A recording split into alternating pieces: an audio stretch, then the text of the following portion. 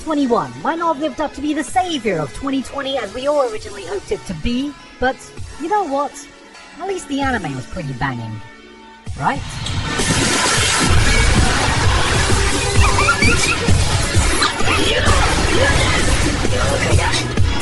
This year was the year of anime that we deserved after 2020. There was so much great stuff that came out this year that when picking my favorites, I had to be pretty cutthroat in what I talked about today or we'd be here all day. Beastars 2, Dragon Maid 2, and Slime 2 won't be making my list because even though I watched them all and love them, I don't have anything interesting to say about them other than...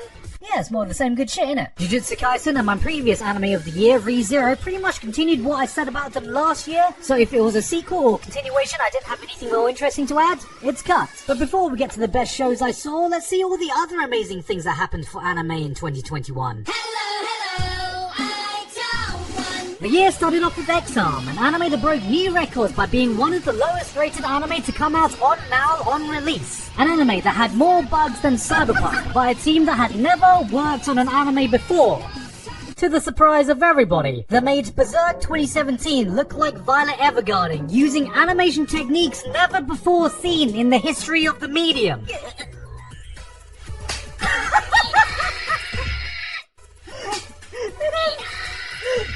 In summary, anime of the year. Not to be outdone, after years of radio silence, High Guardian Spice dropped to stunning praise. I mean, just look at this. The opening has 9,000 likes and not a single dislike. I guess everyone enjoyed it. A lot of people refuse to call this anime at all, but how can you not when this is clearly the most accurate adaptation we've ever gotten of those early 2000s how to draw manga books? Not also forgetting we got the groundbreaking release of the revolutionary biopic about the greatest gamer to ever live. Redo of Healer. Completing quests like it's Final Fantasy, collecting chicks like it's Pokemon, healing bitches like it's Overwatch, and, for his ultimate move, enchanting dicks like it's Minecraft. What a true gamer. Honestly, shock value aside, I would have preferred this just be a proper hentai with full-length scenes so I don't have to pretend to give a shit about the writing. I think it speaks wonders that Redo tried so bad to be offensive, not even Twitter was offended because it was so bad. Overall, history, deleted, phone, yeeted, holy water, needed, meat. Let me get this straight. One of the wealthiest, most powerful men in the world is secretly a vigilante, and your plan is to blackmail this person? Damn right it is, because you are black and you are male. After much anticipation, Netflix released their reimagining of Cowboy Bebop, and, I mean, what can I say? We got fantastic scripting, straight out of Seinfeld. Vicious looks just as threatening as a Dogecoin millionaire, and I'm happy for all these cast members getting another great acting gig. What? What happened to John Cho? John Cho was fucking killing it on a sick hit Netflix show. That's what happened to John Cho. Promised Neverland Season 2 thought it would be a good idea to skip 60-odd chapters worth of content containing one of the most beloved arcs of the manga to skip right to the end and kinda hope that people just wouldn't notice. Shockingly, they did. One Piece celebrated its 1000th episode, which is an absolutely amazing achievement, showing that One Piece fans are unmatched in their sheer commitment to one thing, proving that they are in fact the ideal life partner anyone could hope for. If it was actually possible for a One Piece fan to get laid. Speaking of not getting laid, Evangelion fans were finally rewarded. I don't know why I'm making these jokes. I'm an Eva fan and a One Piece fan. Evangelion fans were finally rewarded as Evangelion was 3+1. 21? As fans were given the one ending no one ever expected. An actual fucking ending. Yes, longtime fans like myself were finally able to say goodbye as Evangelion turns around one last time and said, good night, good morning, thank you, and finally, honestly, it's hard to put into words the wave of emotion I felt watching a franchise so dear to my heart actually being put to rest. But even so, there was something else this year that hit me even harder. Every so often, we come across someone in history that's seemingly been able to immortalize themselves through their work. Someone standing at the pinnacle of their craft, setting the standard their fellow peers aspire to reach, and inspiring countless others with a sphere of influence you'll never be able to directly quantify. But you feel it. Someone like this doesn't appear every day, but if there is a person out there who I think can claim that title, it's Kentaro Miura. Berserk is a title that should need no introduction. A manga that's constantly at the top of everyone's favorites of all time. It's a gruesome story with some of the most nightmarish imagery you can find anywhere in the medium, yet I can't think of any other way to describe this tale other than beautiful. There's a soul to Berserk I can't even begin to describe, but I can feel it emanating from every panel as though a piece of Miura himself was etched into every page. It's something that went beyond the medium of manga, a craft we rarely ever get to see. And now, something we'll never be able to see the end of. In times like these, it can be easy to lament the things that we'll never be able to experience. We'll never be able to see Griffith's kingdom, the ancient king's full backstory, Guts finding his revenge and closing off the final chapter of everything he's been through. But to me, no matter what things we'll never get the chance to see in the future, what we were lucky enough to get the chance to bear witness to in the first place will always trump that. You were able to bear witness to a lost soul finding purpose in life in a place he really shouldn't have been able to. You were able to bear witness to someone who had found beauty in the most hellish of places. You were able to bear witness to one man who never gave up on life, never stopped fighting, never backed down when not a single soul would have blamed him for doing so. You were able to bear witness to one of the greatest stories ever told.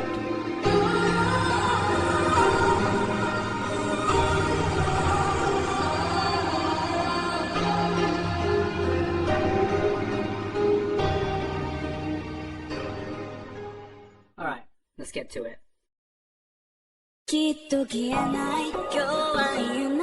Anime has conditioned me into thinking every romance needs a little bit of drama, a little bit of conflict, a little bit of spice. But what happens when you present me, the anime spice master, a completely spiceless, vanilla romance about people who like each other, then end up together with little resistance? Turns out, it's pretty damn good. Horimiya proves that you don't need some complicated love dodecahedron to have a great anime romance. The most extraordinary thing it does is how many unextraordinary things happen in it. But that's exactly what makes it so great. It's so casual, so unbelievably real that it's comforting. You see this girl? Well, she heard her boyfriend was hanging out with another girl and getting a bit chummy. I know you're thinking, right? Classic misunderstanding. That is, until she did this one simple trick every romance writer hates her for. She asked him about it, and he explained it to her. This is some kind of twisted joke! It's just refreshing seeing characters like each other, get together, then act like mature fucking people. And watching this made me realize that, you know what? A nice, wholesome, simple, vanilla relationship is the best thing any person can hope for. Gunnar, can you come help me pick up the Evangelion Ono holes? I just got the 50-kilogram anime titties in the mail, and I have to go pick up the pussy of the round table too, so I could really use your help a little bit here, okay?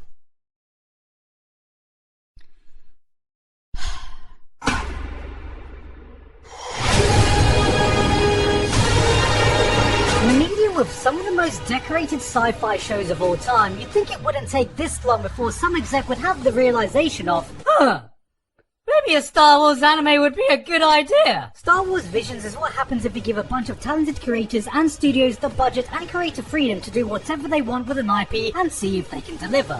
Which they did. 9 stories filled with wonderful ideas that push the imagination of what we've seen in the Star Wars universe. And the concert episode. I'll be honest, I'm not even a Star Wars fan except for 2 things. Jedis and lightsaber battles, and oh boy. We've got lightsabers that look like katanas. This chick has a lightsaber umbrella that she uses to helicopter into a fight. This dude uses a crystal to supercharge his lightsaber into a rainbow super saber so he can go at hyperspeed while standing on the nose of an X-Wing so he can tear a fucking Star Destroyer in half. This shit had so much lightsaber porn, General Grievous had to watch it in incognito mode. Star Wars Visions is the Star Wars I wanted from Star Wars. It reels you into a corner of this amazing universe and spits you off for the next exciting, exhilarating ride before you have a chance to catch your breath. And I really hope we don't have to wait as long again to see the next anime set a long time ago in a galaxy far, far away.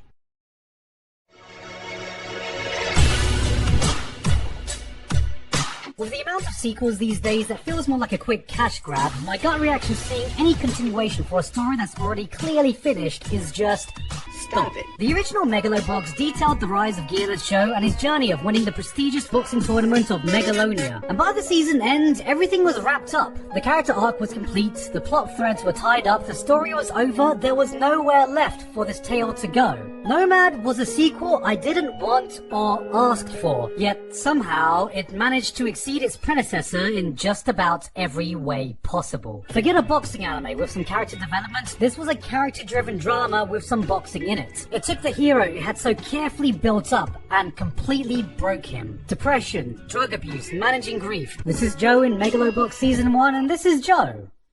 Post-2020, Joe's story is no longer a simple rise to fame underdog tale. It's an introspective saga of the fall of a hero, the inability to live up to legacy, and the struggle for redemption that comes after it. This is the benchmark of how to make a sequel to a story that's already ended, showing us there's always a new angle to explore, a new place to take a character, because there's always something that happens after Happily Ever After. Jesus Christ, did I just fucking quote Shrek?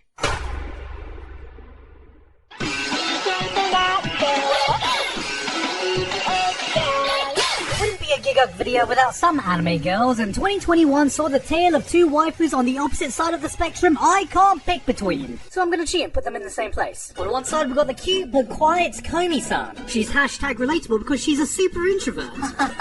I do that. And she has trouble speaking because she has social anxiety. I do that. But she's so beautiful and good looking that everyone respects her and wants to be friends with her anyway.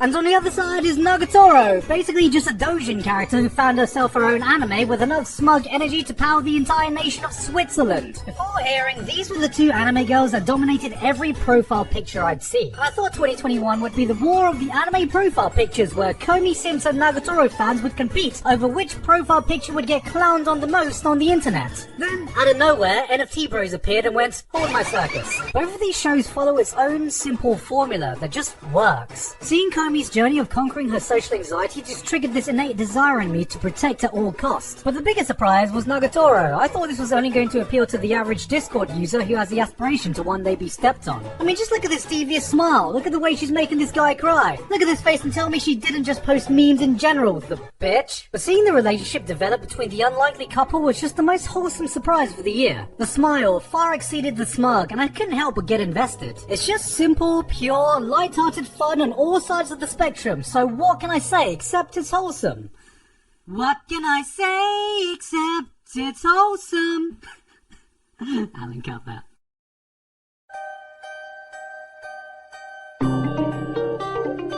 I remember the first time watching shows like Serial Experiments Lain, Evangelion, Fooly Cooly, and not being able to understand anything I'd watched at all. Yet something about them stuck with me, like a parasite in my thoughts that I didn't come to fully appreciate until years after I had first watched them. And I have a feeling that Sunny Boy is gonna do exactly that for me. Sunny Boy is easily the most overlooked anime of 2021. Hell, even I overlooked it until one day I was just randomly recommended the OST to the show on YouTube, and on a whim, I gave it a listen, and instantly, I just fell in love. I needed to know what this show was about.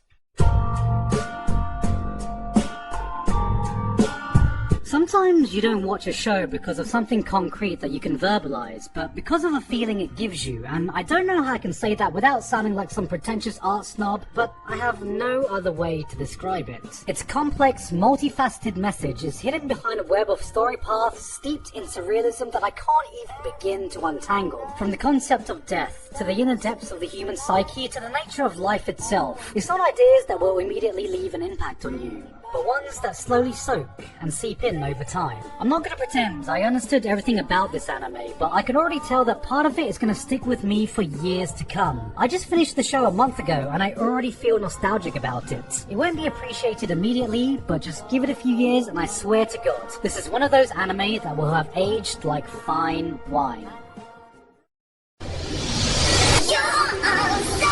2021 was the year mecha anime came back with a vengeance. We got to see 2D mechs again, we got to see sequels to old beloved IPs, we got to see sequels to new beloved IPs, we got to see the greatest thing to ever exist, Gundam Hathaway. Alan, have you been tampering with my script again? But right at the forefront was 86. Watching 86 made me feel like I was a new anime fan again, discovering mecha in the mid-2000s anime boom. It's been so long since I've seen a good old-fashioned military mecha show engage old fans while introducing a plethora of new ones to the genre. Right off the bat, we're introduced to a nation at war that seems to be reminiscent to World War II Germany, so you're like, oh, okay, it's a story where racism bad. And indeed, racism is bad. But as the show goes on and the layers get peeled back, you start to realize there's so much more at play here. The horrors of war, the corruption that comes with it, and the desperation of survival that can drive any person to commit atrocities in the name of victory. It constantly keeps you guessing, keeps you thinking. Season 1 sets up the stakes, sets up the drama, only to have Season 2 shatter everything you knew about the world it presented. This feels like a long-lost Gen Urobuchi show from its prime, and I hope this is just the first of many upcoming mecha shows that can introduce a lot more of the current new generation of anime fans to the genre.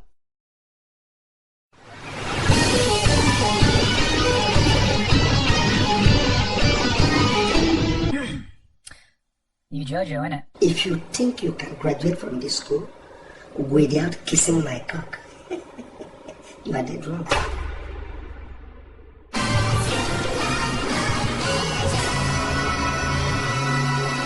At this point, I'm just convinced Studio Wit have hacks enabled because I don't think it's actually possible for them to make a bad show. Vivi was just a showcase of what happens when you have a top-tier production in every aspect. Take a time-travel Terminator plotline with a badass female cyborg, full-fledged action hero, written by the guy who wrote ReZero, with Wit absolutely smurfing on that animation, and what you have is a complete, exhilarating ride from start to finish. This year was the year of anime original shows, and Vivi is the prime example of what happens when it goes right. This felt like watching a Hollywood blockbuster production in anime form, and my god, was it a joy to see.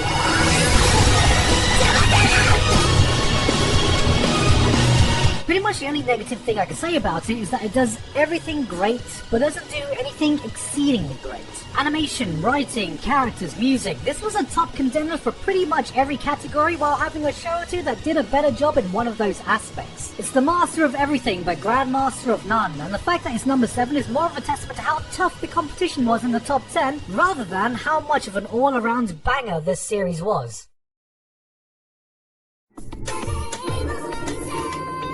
When you hear about a new work coming from the same creator as a silent voice, you tense up, because you might as well be booting up Dark Souls, Prepare to Cry edition, but sometimes no amount of emotional prep can prepare you. To Your Eternity follows the journey of an immortal, shape-shifting object gaining sentience from the people and experiences it encounters. There's a poetic beauty in watching something that's the furthest thing from what you could call mortal, discovering its own humanity from the small pieces of everyone it meets. After watching a single episode, a single arc, you know how the series is going to play out. You prepare for the worst with everyone it meets, but it breaks you down anyway because it just carries this emotional weight that pulls down on your heart no matter how strong it is. What does it mean to live forever? What is there to be scared of when death isn't a fear? How do you go on living when everything around you does not? To Your Eternity erects this wall around your heart, tears it down, helps you build it back up just so you can shatter it over and over again. But every time you let it, because like Fushi, a part of that journey sticks with you with every new wall that you build. For a lot of us, there is nothing more frightening than death, but to me, there's something inherently beautiful about taking a being that cannot die and teaching it what it means to be alive.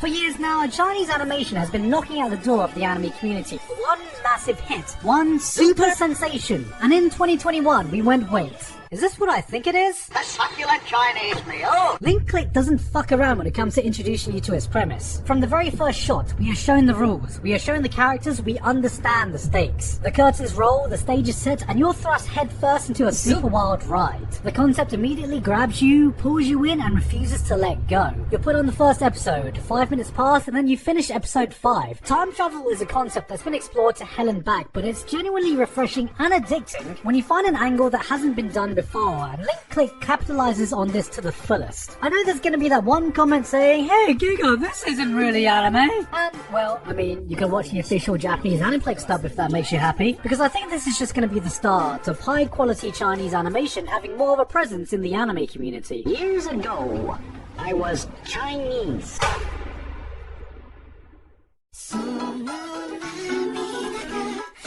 We get told the phrase, never judge a book by its cover, time and time again. And then time and time again we go, what the fuck is this stupid children's cartoon doing on my seasonal anime chart? Skip! On the surface, Ranking of Kings looks like your typical cheesy fairy tale of a deaf prince fighting against all odds to become the greatest king in the world. I mean, just look at this little munchkin, what could possibly go wrong? Then episode 2 comes out, you see this guy's entire clan gets massacred while he escapes only to be rewarded by the sight of his dead mother's corpse being paraded around. This guy gets to see his dad's frozen body get crushed into mush, fucking beheads a bird and is forced to drink the blood from his head. This fucker just goes ahead and chops off his own hand clean off after a fight. The entire thing looks like a children's storybook, but the things that happen in it can be anything but. Through all the cute, wholesome moments, this is a mature tale with complex, multifaceted characters that are always more than meets the eye. You got people like the Queen Mother, the typical evil stepmom you see in every fucking Disney movie who's scheming to give her own son the throne at any cost. Except when it's shown she just doesn't want to give the insane pressure of becoming king to her disabled stepson and actually loves and cares for him as much as her real son. And you can find examples like this all over the show. As soon as you think you know a character, they'll do something unexpected that adds an extra layer of depth to them. People with minimal lines feel like they have a complexity to them that most shows can't give in an entire season. Even the slimiest person has their morals. Even the most noble of people can be slimy. Ranking of Kings is an absolute masterclass in storytelling. It feels like a storybook yet plays out like a historical epic written by George R.R. Martin. This could very much be an Anime of the Year 2022 in the making if the second half follows through with everything this first half has built up. This is an incredible show I almost missed myself because of my preconceptions, so I swear to God, this is the last time I'll be judging a book by its cover.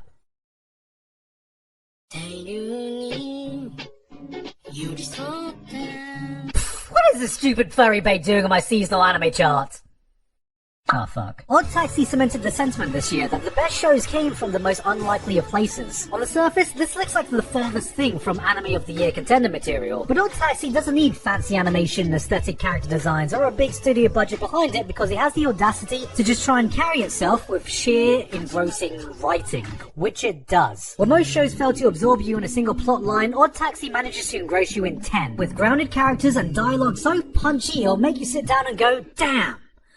Word got hands. It's a show that treats you with more of a level of respect than I treat my best friends. Taste in food, there's no hand-holding here. You are shown what you are needed to be shown, one scene, one piece of dialogue at a time. This shot showed this item, okay, this piece goes here, that character mentioned that thing, okay, so that piece goes there. Piece by piece, this puzzle starts to unravel itself. What seems like a pool of unconnected storylines slowly starts to form a coherent whole. But the full picture is never clear until the very last moment when the show stands up, takes off its bathrobe, and cock-slaps you faster than you can say, do you want my rod or this rod? The climactic ending didn't just land on 2 feet. It did a double twisting somersault in the process, backflipped as an encore, then bowed out to a serenade of applause. It's shows like these that just reaffirm my faith in anime. It shows me that there are still creators out there willing to make original, provocative works of art in an industry saturated with mediocrity and pandering, and that there is still someone out there who is willing to take the risk to approve it. No matter how much I'll gravitate to the 100th isekai or the next big shonen powerhouse, it's finding gems like these that keep me coming back, and I hope to God that they never stop being made.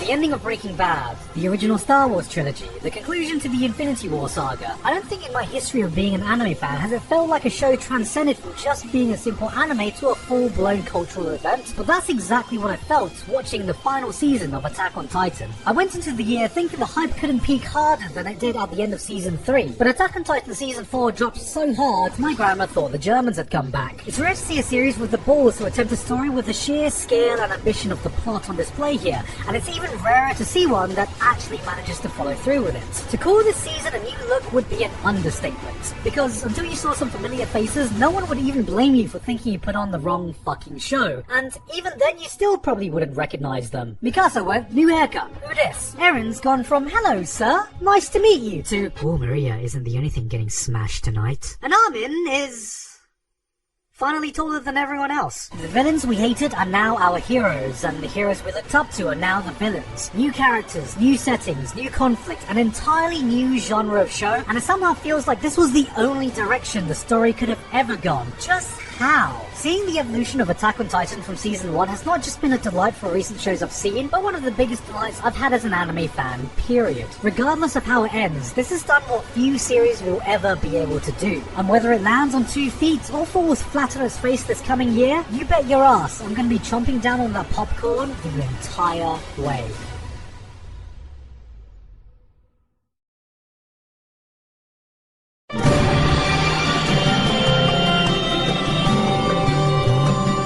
It's an understatement to say that in all my years of being an isekai fan, keeping faith while wading through the dozens of the same copy-paste shows for the last decades, that this was the show I was waiting for. Mushoku Tensei isn't just amazing for an isekai, it isn't just amazing for a fantasy, it is just an amazing show. It's been such a long time since I watched something that awoke that pure, childish sense of adventure, that just made me feel like I was going on a grand adventure with my friends, getting completely lost in a totally new world. The world sucks you in and immerses you. The water magic feels almost alive. You can feel the scorched air of the desert landscape. It's another world that's been stunningly crafted and carefully brought to life. I can't begin to talk about how good of a job the newly formed Studio Bind did. You see this?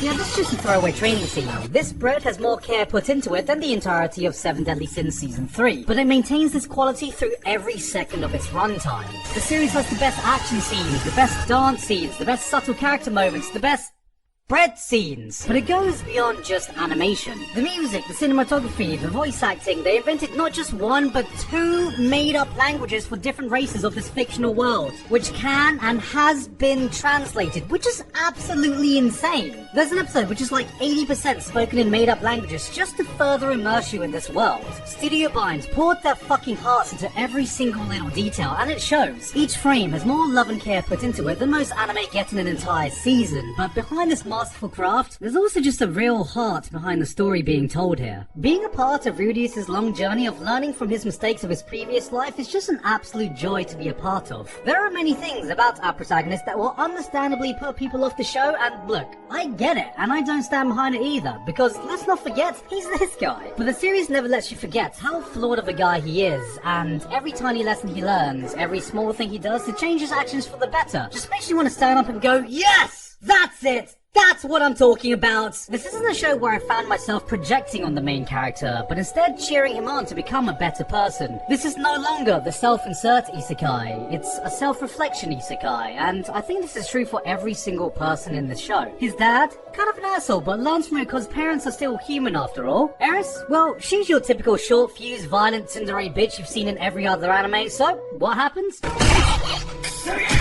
She gets the shit beaten out of her. Now she knows there are times to be patient. Characters learn and grow from their mistakes. Everyone is on their own personal journey. You see people, flawed people, fighting to be the best person they can be. After all this time, I finally understood what isekai was meant to be about. A story that didn't just ignore a person's previous life, but used it as a stepping stone to find the path to a better one. A series that didn't just show you another world, but made you feel like you were a part of it. This is what I watch isekai for. This is what animation was made for, and this is why I goddamn fucking love anime.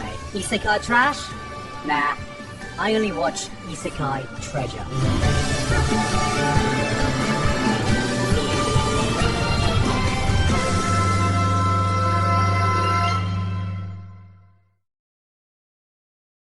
But anyway, I've talked for far too long already, even having to cut out so many other shows I enjoyed but didn't have enough to say about. We got it all this year. The good, the bad, the ugly, the weird, the epic, the funny, and the downright beautiful. It's been an up and down year for me overall, but it's been you guys that have helped me get through it. And whether 2021 was a great year for you or not, you can't deny. It was a pretty great year for anime.